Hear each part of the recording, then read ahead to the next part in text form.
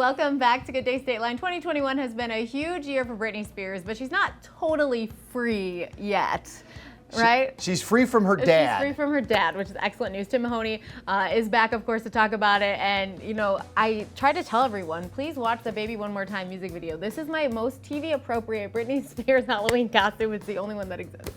My Halloween costume is I dressed up as a lawyer. Yes, so here we are. Which fits also in this story.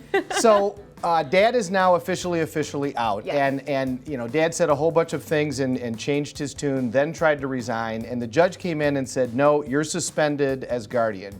For the first time, the judge finally got to make a decision. Sure. And she made a very affirmative decision that you're out. So Dad has been suspended, and an accounting, so the guardianship still exists. That hasn't gone away.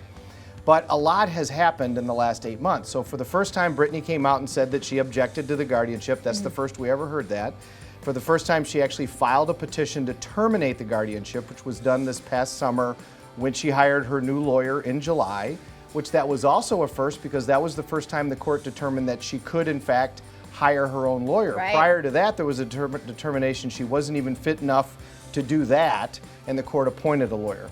So the lawyer that she hired, as we've covered, is very aggressive. He's very out in the media. He's a very, you know, LA kind of approach.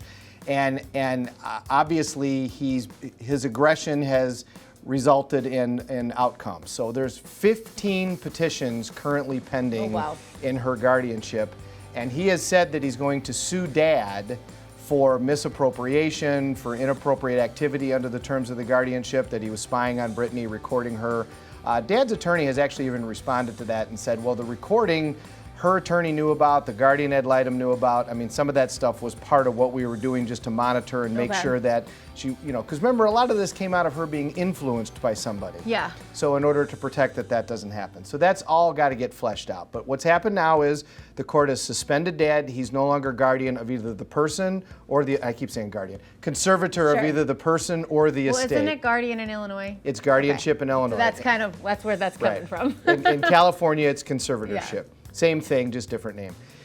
They agreed on an accounting firm to be the conservator for the estate. And that's a big deal because it's $60 million is her net worth roughly. Sure. So you got to be able to be bonded for that. You probably double that amount.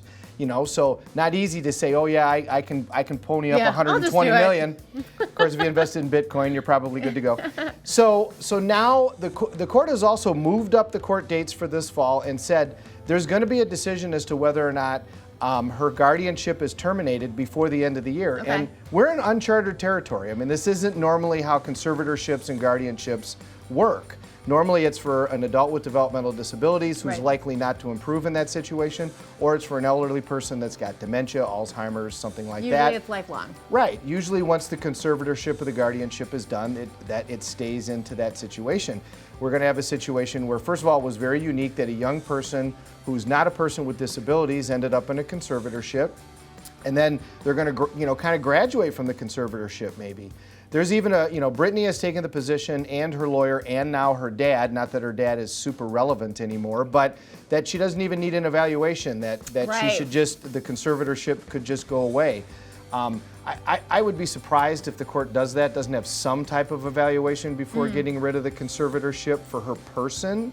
But what the court might do is say, you know, she's objecting to the conservatorship. She's not yet objected to the current conservator for her person.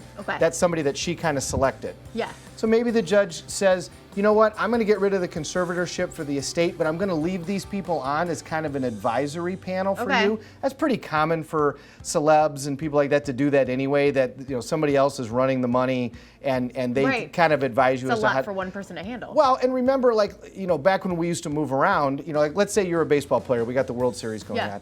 Every state that you play a game in, you have to file a tax return in that state and claim what you made during that period of time as income. And you also get your expenses for that period of time. So they just use a credit card for everything. And if you go play in Canada, you got to file up there. If you're in the NFL and you go over to London and you play, you got to file a tax return there. So if she starts touring again, everywhere that you go, you got to file a tax return in all one of those states. If you go to Brazil, you got to file. So it's pretty complicated. So it's pretty typical that you have a board of advisors. So maybe the court does something like that and leaves the conservatorship of her person with the person that she's not objecting to. I don't know. I think this judge is going to make a decision before the end of the year. Okay. Then we're not even close to being done because we've got all of these petitions that her attorney has filed with regards to how the prior conservatorship was managed. Sure. And that's all got to be fleshed out. And it sounds like Dad's going to get sued, which, you know, quite honestly, Dad did not make a ton of money being the conservator. He paid himself like $130,000 a year or $150,000 a year. She can just outspend it at this point if she wants. I mean, I'm sure this person that she's hired does not come cheap. And my guess is this is the only case that he's working on right now. So that's a good guess. I'm sure that there's a lot of money. So the real thing that happened is she has stood up for herself. Her dad's gone.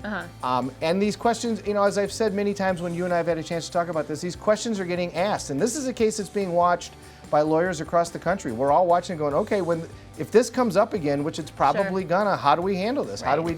How does the court adapt to do this? Courts are not proactive, they're reactive. So despite the fact that, you know, she has, you know, her dad is gone, there's still more to talk about. Who knows, maybe next time you're on, we'll keep talking about it. Mahoney'sGotYourBack.com if you need Tim.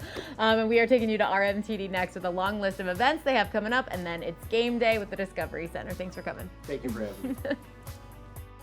The preceding segment was sponsored by Mahoney & Mahoney.